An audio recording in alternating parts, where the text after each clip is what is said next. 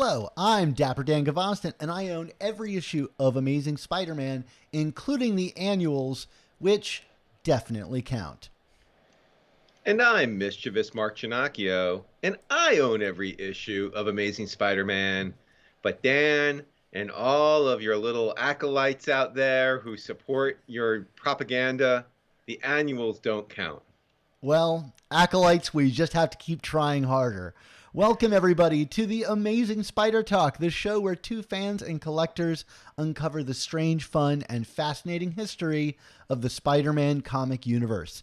Thanks for joining us for a special review episode of the Amazing Spider Talk. And I say special, although with Beyond being as rapid fire as it is, it seems like all we're doing are these review issues because we're getting a new comic every week. And honestly, I can't think of any time in Spider-Man history where the books have come out this quickly.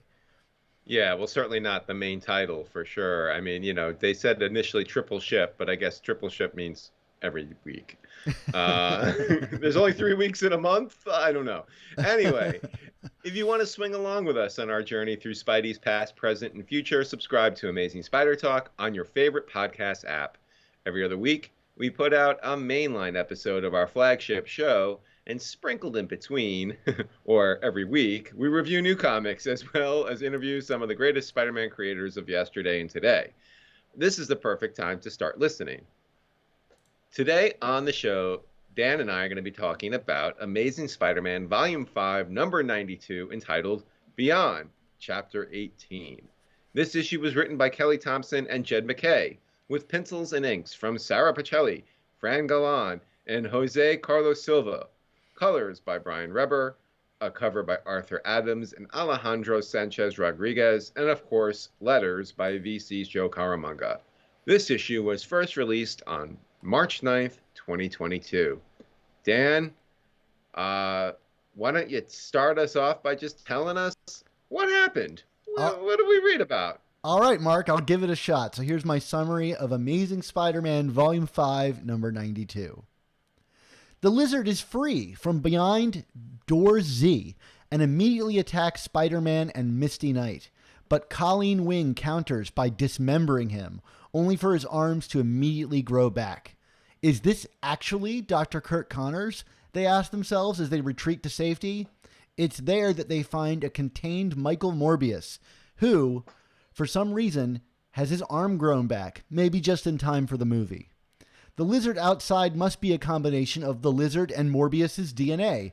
Did they use the Lizard DNA to heal Morbius? We'll never know, at least not in this issue. At Beyond Tower, a mentally degrading Ben Reilly tears up his friend AI Langston's security systems. He knows that if he still had Peter's memories, he would probably feel bad, even though it's an AI. That sounds like Peter.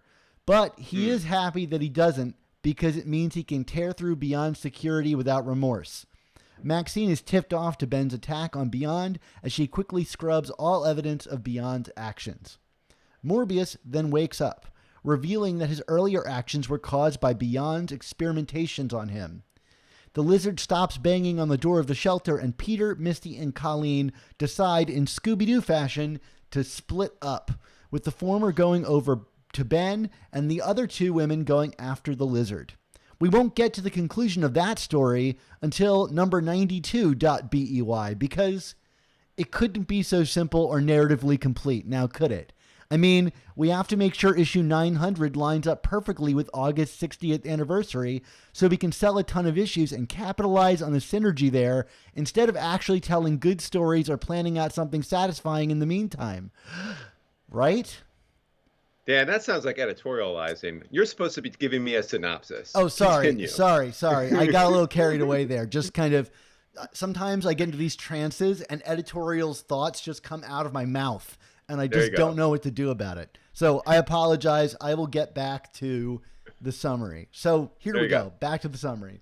Back at Beyond Tower, Ben gets attacked by a horde of living sandwiches until he's rescued by Janine,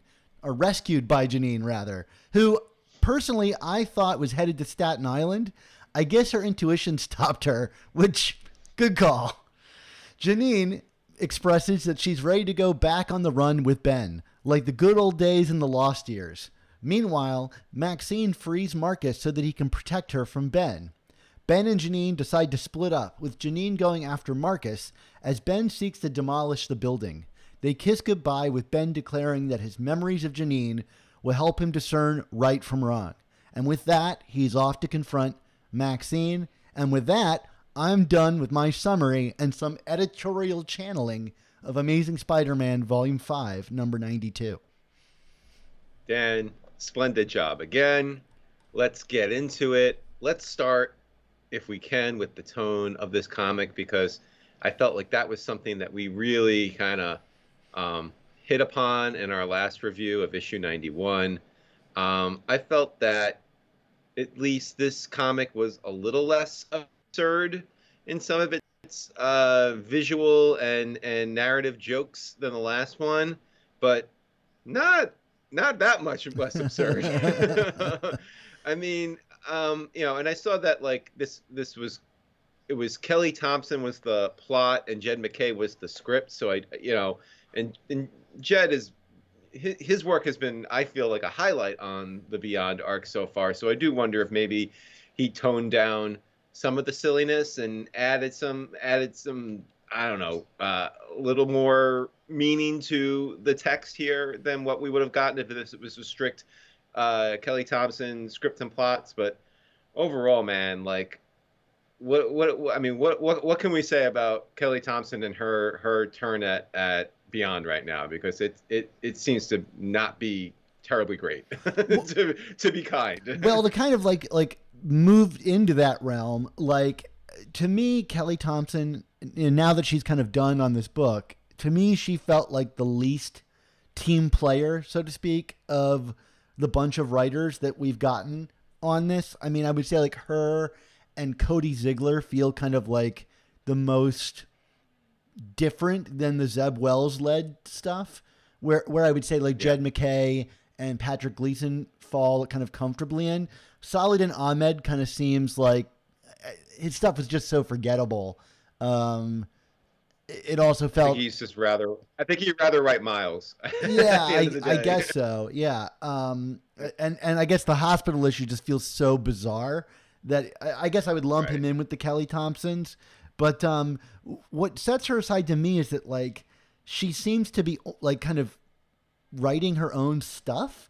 Like she has all these references that only exist in her books, like Morbius and the sandwiches, and I guess Cody Ziegler maybe referenced the sandwiches. To me, it just feels like she's not like going rogue, but like that she wasn't as looped into the tone and style of everybody else. And I can understand why you might do that. And some writers will do this. Like there's the Bendis verse and the Donny Cates verse inside of Marvel. And this is like a much smaller version of that. But to me, this is kind of like a highlight of like the editorial team not helping present a clear vision, especially in the penultimate issues of this book where you don't want it to wildly diverge. Yeah, I mean, something that really struck me from Thompson here in the last two issues, and I think especially this issue, is, and I don't want to assert intent on any of the creators here, but like the way this issue comes across, it feels like they really want to spotlight Misty and Colleen here in the stream of this story, so much so that we're going to have yet another one-off with a .BEY issue that's going to be about the two of them and the Lizard in a week. I first of all, I would say that it detracts from the overall narrative that we're trying to tell with Ben and Peter right now. I mean, this is supposed to be their story.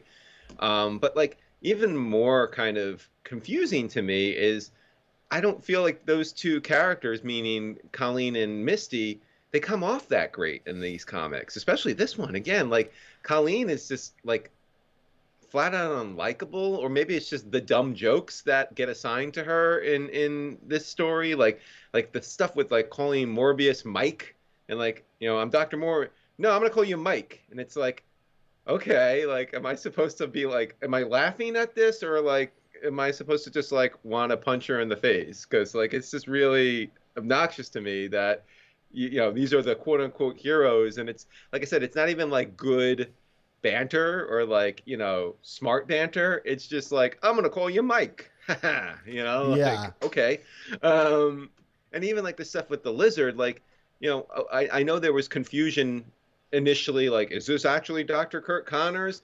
Well, I don't know, but I'm gonna hack him to bits. I mean, it's just like it just feels like wait, what are we doing here? These are the quote unquote heroes. There's but they're doing very little heroic stuff. Or just they're just you know I don't know. Like I don't even know what they're doing. They're just there and they're shooting off, making lame jokes and trying to like slice and dice the villain. So I don't know. Like I mean, is this really the book that Kelly wants to be writing? Does she rather be doing this book with the two of them? Maybe, but I don't know if I'd read that either. I keep thinking back to like the first issue where there was the backup text that said they had to expand this to 19 issues because they just had so much story to tell. It had to be expanded to 19 issues. And like at the time we thought, well, that's a great promise, you know, like these people really must have it pretty tight if, you know, even before we're getting into it, they're like, well, we got to give it one more issue because we want to make sure that this thing sings. And I think if you just had the like Jed MacKay, Patrick Gleason, Zeb Wells stuff, it probably would have sang. But I see no evidence here that like they needed to have the 19 issues or whatever, because even then it's like, what are you determining counting as? Because we're getting this other story where they're going to wrap up the lizard story, and they didn't even feel like they could tie that up here.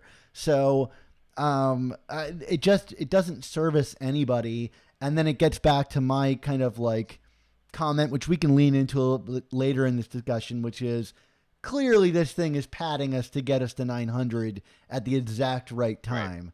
Right. And right. It's really transparent, and maybe just to us industry insiders, so to speak, although I guess that's probably not a fair label to give to us, but yeah, I don't know. It's really weird. Think of we're people who think about this stuff more obsessively than others. Maybe that's we're not insiders, right? Obsessives, yeah. Yeah, but also to your point with like how they're trying to line up the issues, and I don't disagree with you. I mean, it's very transparent. That's what they're doing. But it's like you look at these like beyond issues that they've been doing, and I feel like they could have taken out some of this fluff and put a couple of those into the stream of things and cut a few others, and we would have just been fine for it. Like I mean, I think back to like the Otto and Aunt May team up, or like the Mary Jane and Black Cat team up, which I mean, I thought the Mary Jane and Black Cat issue was far better, but like at least I feel like those stories actually tied into the larger thread of Beyond, whereas like we have what the Colleen Misty Knight one, the what do you call it, the the Identity Crisis, the Slingers issue, and then we're gonna have another Colleen and Misty Knight issue next week. I'm trying to think, am I forgetting of any other point ones that came out? I'm sure you are, but like I'm just gonna ride or die the Slingers here. You know, they better play into the conclusion of Beyond, or I'm rioting. Right, but like I mean, I would have taken out some of the padding in ASM here, like the Solomon Ahmed basement story, and like even and some of the stuff that we've seen in the last two issues here, and just combine it into one and put those other two in, and you could have gotten to 900 all the same, and you wouldn't. I mean, but like they're clearly. So yes, they're trying to get to 900 at a certain point, but they're also still doing the classic thing of like, how do we move product and get creators out there in a way that we couldn't do independent of the Amazing Spider-Man brand, and like that just becomes so frustrating. I mean, like we dealt with that ad nauseum in the last creative run, and I kind of thought in how they laid out what Beyond was going to be, and that it was a very finite story that we were maybe going to get out of that habit, but clearly it's not up to the people writing and drawing the book. It's the people managing the book, and this is just how they want to do business. And I think it's poor business strategy, and I think it's going to turn people off to the book. But we've been saying that for several years now. And we have jokes on Twitter that show that we kind of feel this way about the people running the Spider books right now. So there you go. Yeah, I mean, to that, I feel bad that I've like kind of gone so like I don't even negative towards the editorial team, like because like I want to have a good relationship with them. Like we want people to come on our show and feel like it's a safe place, and Of course. and I did definitely like unload on some of the hype that was thrown around about issue 900 when it was solicited the other day. Greatest issue since issue 1. Yeah, and like I also think that was a mistype. Like I think they're trying to say they shocker, it was a typo, Dad. But like yeah, right, that proves the point right there is like even in the press release there is a like typo. And it's like how are you going to outdo that if you can't even get your press release straight? And it's just so all over the place. And anyway, let's shift into talking about some of the content of this issue, lest we go down the road of bashing editorial. Maybe we'll save that for the second half of the show because. Well, right. But let's talk a little bit about Ben and Janine here, because like I felt like we did get some focus on them here. That maybe we didn't get, especially like Janine. Like I really liked some of the character beats with Janine and Ben. At the same token, some of the stuff that was just Ben seemed very repetitive and kind of uncreative to me. Like for example, like I mean, you talked about it in the synopsis. Like I mean, he just kind of keeps beating on the same point of I've lost my memories. I've lost my memories. I don't know who and it just felt very tell don't show to me in terms of what's going on in this character's world right now. Like we can't do anything creatively in the scheme of the story to show how he's spiraling. So we're just gonna have him inner monologuing about it. And I don't know, like it just felt very anticlimactic, and it kind of dulled the drama of the moment to me. I don't know. Am I overreading it, or did you feel similarly? No, and I think like there's a great kind of like point here, which is like I liked the beat where he's like, if I was Peter, I would feel bad about destroying an AI, because like to me that's kind of like a funny poke at how much Peter blames himself for everything, especially in how he's been characterized over the past decade or so, which is just kind of like endlessly feeling bad for himself, which I never really thought was like a huge part of the character, more than it was him knowing that he had this weight on his shoulders. Right. So I like that kind of joke there, but like why show it through like it happening off panel, right? Like there's a dramatic moment there where he shows up and Langston is working against his wishes, right? This like friendly AI that suddenly is like, I can't let you continue. And then to see Ben be like, well, then we're at an impasse, and destroy this thing that had been friendly to him in the past would have been dramatically rich, but instead we're spending time on, especially in the penultimate chapter, on these jokey bits when there's juicy drama. I mean, Langston's not the most fleshed out character in the world, but you could write it in a way that makes it feel dramatic and sells us on how far down the rabbit hole Ben has gone. But that's clearly not the interest here. And it's like, okay, you can get to the beat by having him recount the beat, but it is tell, not show. Yeah. And then frankly, like, so then we get, let me back that up. But then when Janine entered and kind of showed up, I mean, again, looking like the 700th iteration of herself because of the various artists we have working on this book, putting that aside, I did feel like there was a lot of emotional there was a good emotional connection there. I kind of liked this sense of like, we're gonna do it like we did back in the day, referencing the lost years, which, I mean, outside of the presence of Janine herself, like I feel like we really haven't dipped into that mythology all that much, which is a little disappointing because it's just, I mean, I know JMD is doing his mini on Ben, but like, I don't know, it would be nice to see the main book that's been starring this character for so long maybe dip into it a little bit more than they have.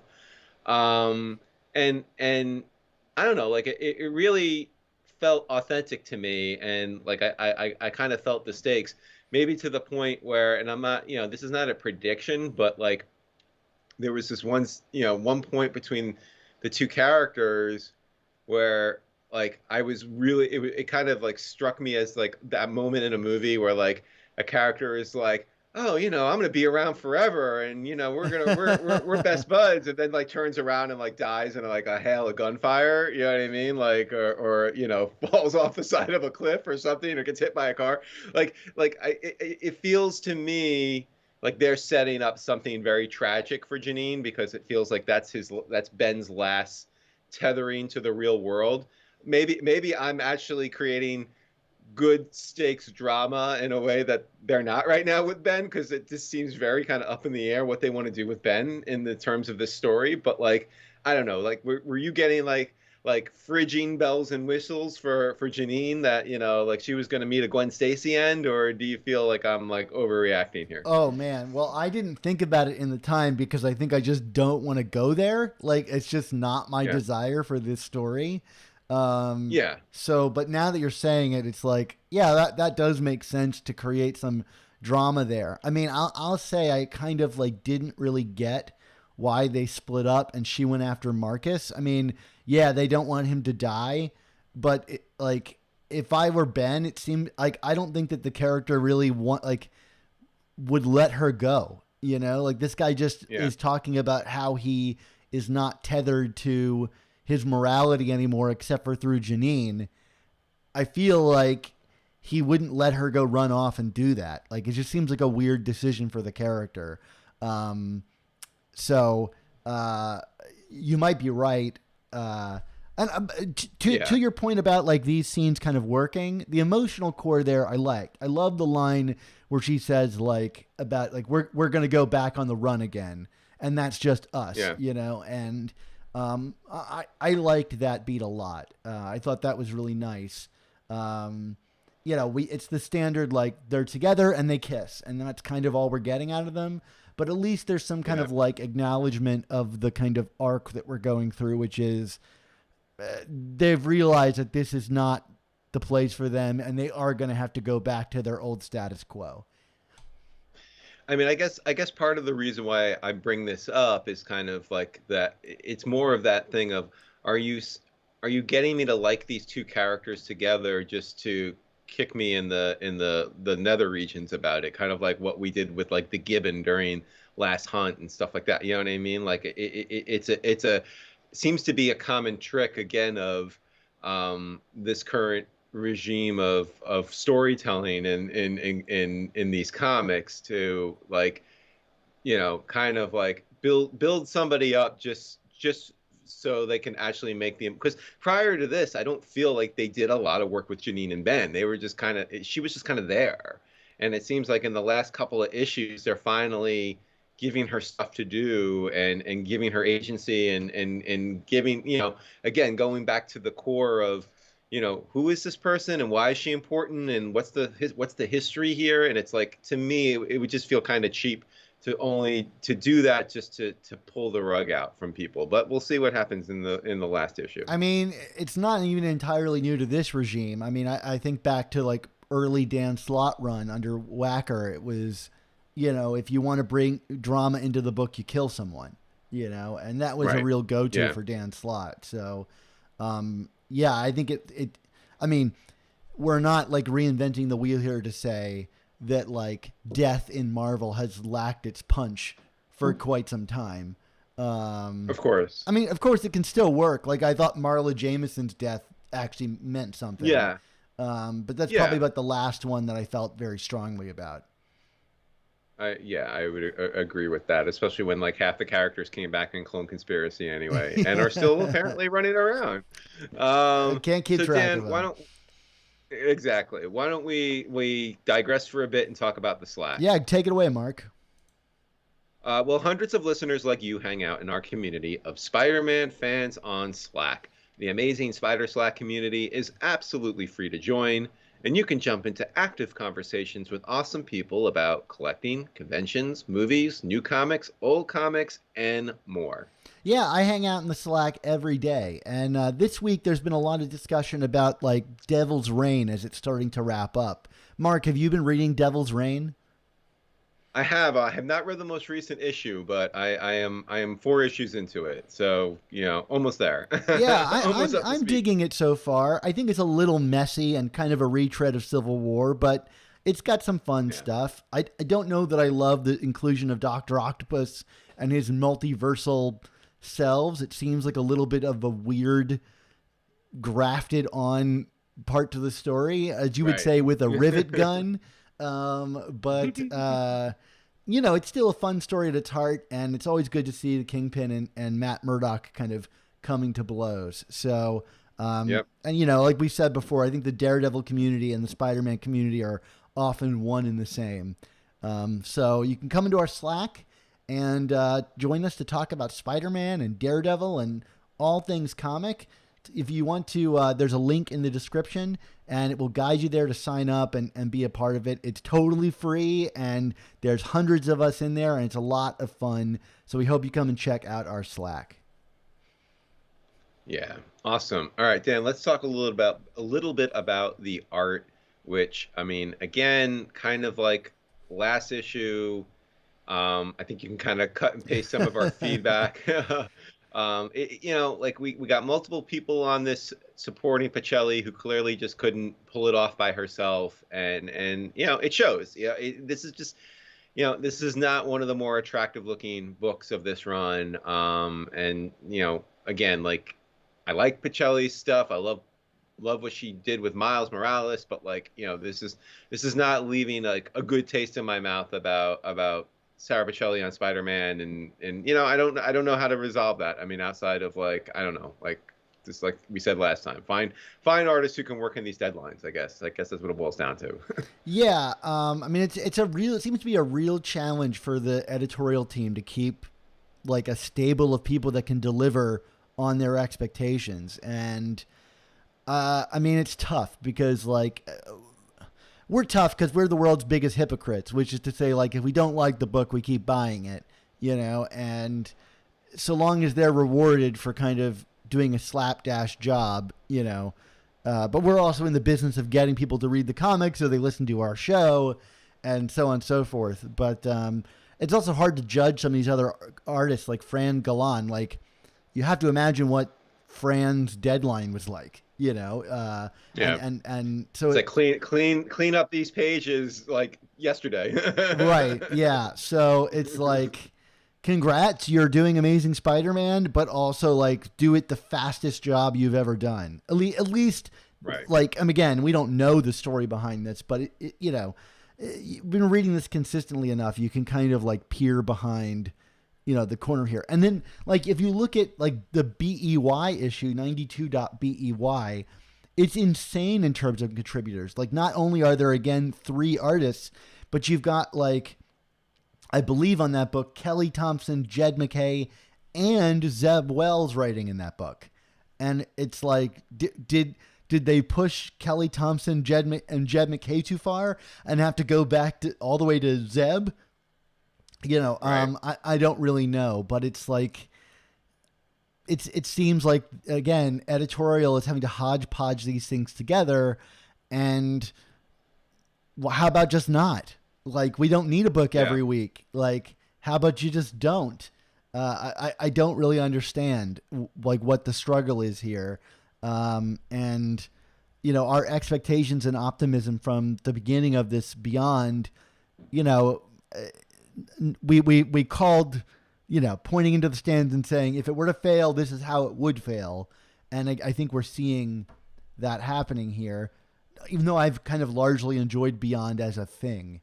Yeah, Yeah. I think that's a fair assessment. And just to be clear and not hypocritical, if you will, about it. I mean, in terms of like what are we talking about here when we're talking about what's wrong with the art? And putting aside like even having multiple people. I mean, it's just I feel like the layouts are just not, they're not creative, but they're also just they're not conducive to good storytelling. It's just like like the pages just kind of flow with a sort of clumsy and clunkiness.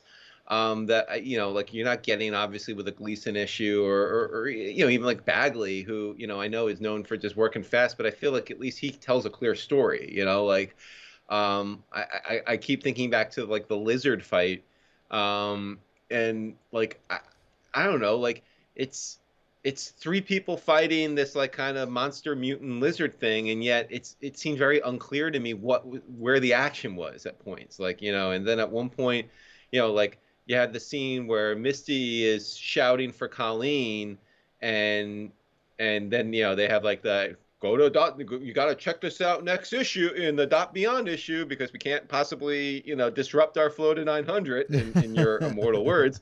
But like I had to look at this page like 6 or 7 times to be like, wait, there's like the lizard like have her in his clutch, like like he's kind of descending. It's just like the drama of the moment is completely unclear to me, and to me that this seems like low hanging fruit in terms of like, let's create a really striking visual that puts Colleen in grave danger, that makes this cliffhanger mean something, and they couldn't do it. Like it's just a very clumsy stayed visual of the lizard and Colleen with her katana, and it just didn't do anything for me. I mean, you know the page I'm talking about? Totally. And then like Art Adams does this book no favor because his cover is so striking. Like his design of the lizard is so cool that like nothing on the page communicated the fear that I think I should be feeling from looking at that character, right? Like this is a pretty standard comics thing, which is like a bunch of people fighting a hulking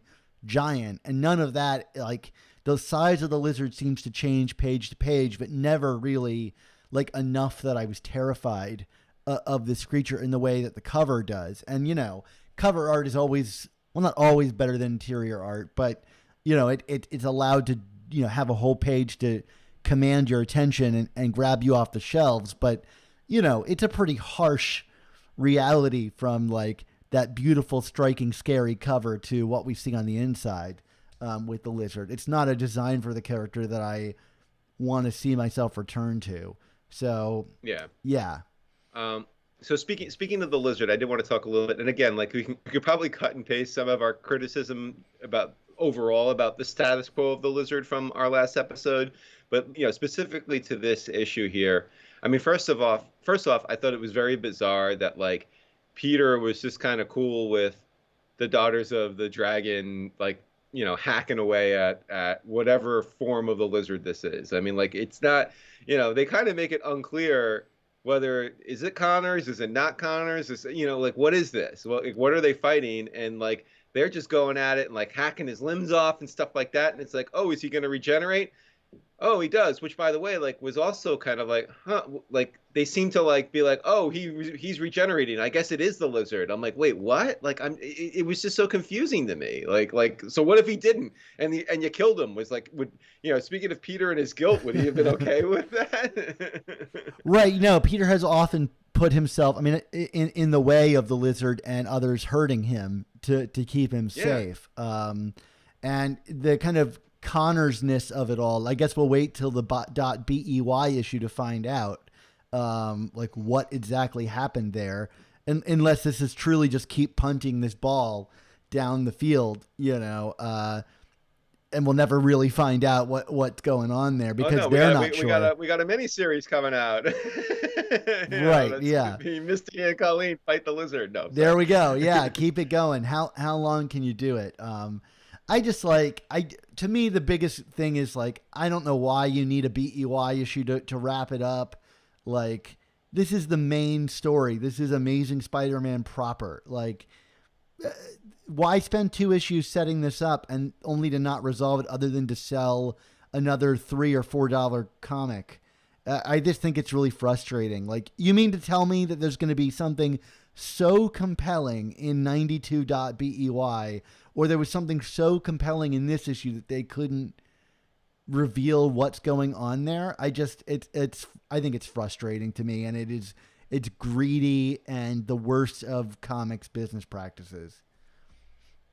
Absolutely. But with all that said, we've made multiple jokes about kind of the editorial hype machine that we've been experiencing the last few months. And the last kind of thing I wanted to comment on this comic was, hey, Dan, did you know that Beyond's ending next issue? Because this comic really doesn't sell that. But that's kind of the thing that we've seen in these cycles is like this team really likes introducing new things. They don't like ending things. So like, because it's not getting them hype, why bother hyping it? We're already on to issue number 1 and putting Beyond in the rearview mirror, you know? And I just find it so frustrating and exhausting that like, it's always about what's next instead of actually like servicing what we are currently working on. Yeah, I mean, you know, whatever. I mean, like we've spent the last 5 months reading these comics, and like I don't even like you get to the end of this issue and like the preview and the previews for the Dot Beyond issue. It's and like you kind of have to read the notes and get a few paragraphs in to be like, and oh, by the way, issue 93 is the end of the arc. It's just like I don't know, this just feels like marketing 101, even if you are trying to move on to the next thing. Like, you know, don't you want to let readers know that this is ending? I mean, like, and you know, that aside, like, you know, and again, like, not to beat up on the art team here, but like the final visual is like this thing of like Ben, the full page spread of Ben running through a sewer, and again, like it's just the blandest, most undramatic image you could possibly conceive of for Spider. It's freaking Spider-Man. Like, have him swing through something. Like you know, like it's funny when you know, go in the Wayback Machine of our podcast, and you were right. I'm going to admit this here. You were completely right. When we get to the end of Superior and Peter is back, like I remember being like, oh yeah, I kind of thought it was cool, but like in retrospect, it was the same thing. Like the last image is kind of this like hunched over version of Peter with like his fist clenched, being like, I'm back, and it's like, but it's Spider-Man. Like it shouldn't be so static, you know? Like this is literally one of the most dynamic characters in the Marvel universe here in comics, you know, and you choose to end your story with the guy like plodding through a sewer. I don't know, like you know, it just like visually and narratively, the last 2 issues have just lacked any grace, style, hype. Gravitas is one of my favorite words I like to use on this podcast when I'm annoyed, Dan. It's just so disappointing. Like you know, like say what you will about the hype machine and what's coming next. You and I think we were really into this comic, into this series, into this arc.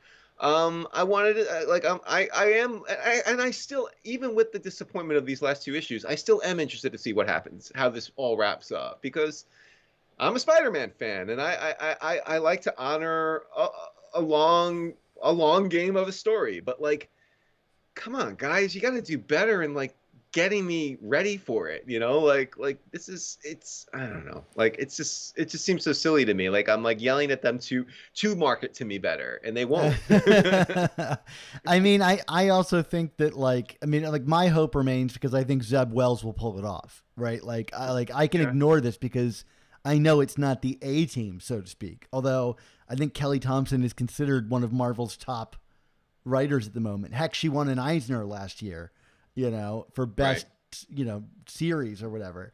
But yeah, no, you're totally right. I don't know where he's going in that sewer, but maybe it's so turning us off because Mark, you know, issue 93 is going to traumatize us. Right. So maybe they don't want us to buy that issue because they don't want to hurt us, Mark. I mean, maybe are we gonna like smell the sewer in that? You know, is that gonna be what traumatizes us? I mean, come on, like it's just. I mean, you know, Spider-Man in a sewer. This is where we're at, and it's not even like he's like running towards the lizard or running towards. Yeah, where is he going? He was in Beyond Tower going after Maxine. Why is he in a sewer? Is she in the sewer? Like, what's happening? Yeah.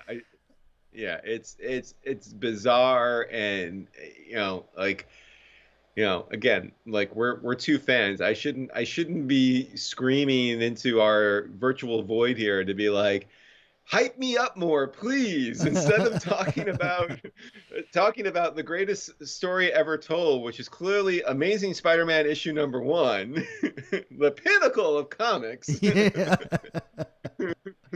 Oh, geez. Anyway. Yeah, I don't know what else to say here. I keep coming back to the traumatize you in terms of like marketing speak. And it takes me back to like the whacker era with like issue 9 of Superior, where it's like, if you were angry before, just you wait, you're going to get even angrier. Except like that is even more like enticing than like, this book will straight up traumatize you. I'm like thinking like, I mean, it's, I'm going to be a father like, soon, and I keep coming back to this. It's like, am I going to want to buy a comic for my son on the offhand chance that it's going to traumatize him? I'm not sure. right.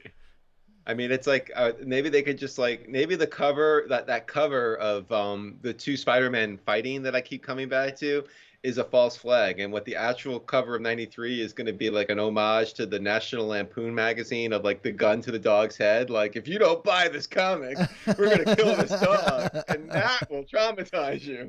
It's just like an image of someone setting their Amazing Fantasy 15 on fire slowly.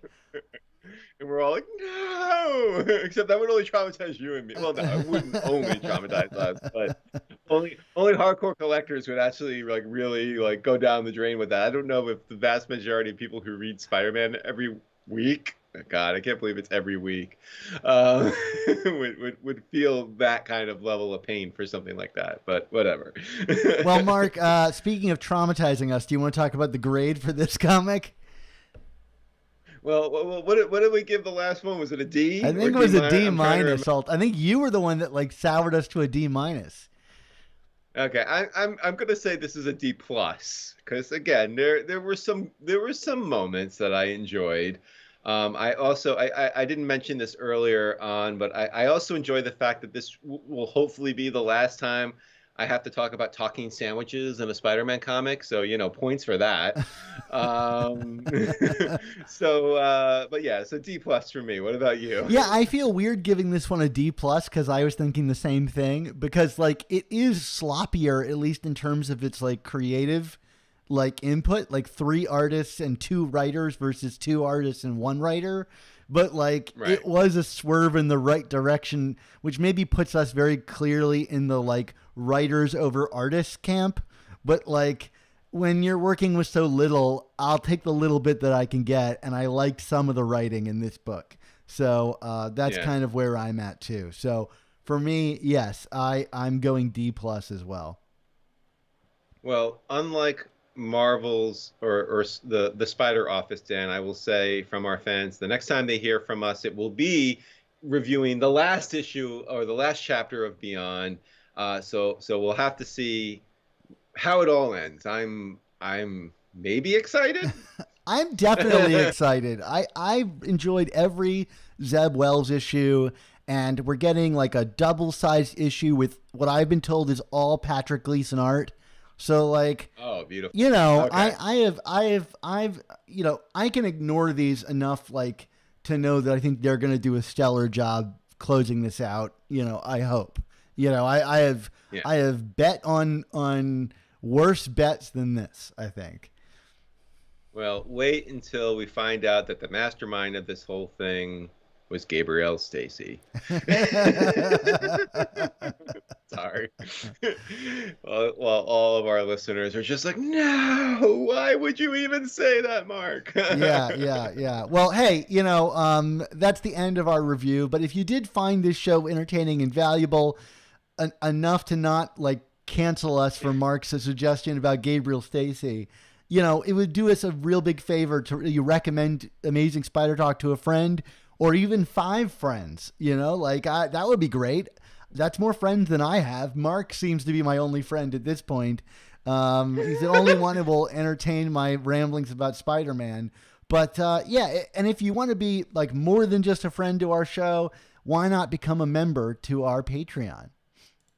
Yeah, I mean, we're not saying you buy our friendship, but we are saying that I we am can only. saying that, Mark. I am.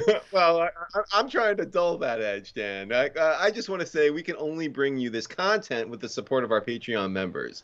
And we owe the show's success to every single one of them. So thank you for paying for our friendship. In return, we're going to constantly make exclusive content for our Patreon folk. Like what, Dan? Yeah. Well, thanks for dulling that edge there. I'm still saying like friendship for sale, because like it's a win for me. I get a friend and I get your money, which like granted I put back into the show. So there you go. But anyway, Yeah. for $3.99, the price of a new comic, if it's not a .BEY issue, which I think is $4.99, God help us. You can put it towards a month subscription to support the show and start receiving our Patreon content. That way you'll hear all of these Patreon exclusive review podcasts on every new issue of Amazing Spider-Man the same week it comes out, instead of waiting for it to arrive in our public podcasting feed once it goes live on Marvel Unlimited about 3 months later. Yeah, and if you're a super friend, and you contribute $10 a month, you gain access to exclusive artwork from famous Spider-Man artists commissioned exclusively for our members. Plus, every episode we release a new episode-specific desktop background created for us by artist Nick Cagnetti for our patrons to enjoy. Yeah, and if I wouldn't be a good friend if I didn't say that, we know it's been tough on you. I'm talking to you, Bob. I hope there's a Bob listening to us. There's gotta be a Bob. Bob, I'm talking to you, man. Like, it's been tough. So, like, I get it if you haven't joined the Patreon yet. But look, Bob, you listen to us every week, and you love Amazing Spider Talk. So, like, look in your wallet, see if you got a couple pennies laying around. Maybe that could go towards the Patreon. But if not, that's cool. We can still like you, Bob. But like Mark said, you're not one of our super friends. So yeah, why not consider becoming a super friend, joining our Patreon, which you can see a link in the description for this podcast. It'll take you there. You can look about how you can buy our friendship. And yeah, we'll have a lot of great times together. And again, we already have so many super friends, so that's a special thank you to our members who already make our show possible. Yeah, and I do want to give a shout out to our other super friend, Joey the Elbow. You hear that, Joey? Joey? All right. Anyway, I just didn't want Bob to get all the love. Okay. Anyway. All right. But alas, it is that time. Clearly, it's that time. Yeah, right. We are going long in the tooth here. Time for all good things to come to an end. So we want to say thank you to you, the listeners and viewers, for tuning in to this episode of The Amazing Spider Talk. Yeah, this episode was edited by Rick Coast, who had to listen to that whole spiel and maybe cut some of it out. Wink, wink, nudge, nudge. With production support from Andy Myers. Our artwork comes handcrafted by artists Ron Friends, Sal Buscema, and Ray Sumser. Our theme songs were produced by Rylan Bojack, Tony Thaxton, and Spider Madge. So, Mark, until we have to pad out our podcast to hit an arbitrary milestone at the same time as our podcast anniversary, what's our motto? Yeah, we're the kind of people that put like 9 hours of content into a 200th episode instead of breaking it out. Anyway, our motto is, with great podcasts, there must also come. And just find out in the conclusion of this motto in Amazing Spider-Man. Excuse me. Oh, damn it. Can I do that whole last segment again? Yeah, you can do it again. With great podcasts, there must also come. Find out the conclusion of this motto in Amazing Spider Talk number 92. Beyond. Too many who know the angles, uncover and untangle all the questions and the webs left out to tangle. Be in 1962. We were so close, Mark. Last Wednesday's afternoon, they'll bend your ears with reckless self-abandon. Everybody who's listening, I hope you enjoyed that episode and that fun The flub there. Amazing Spider Talk. The Amazing Spider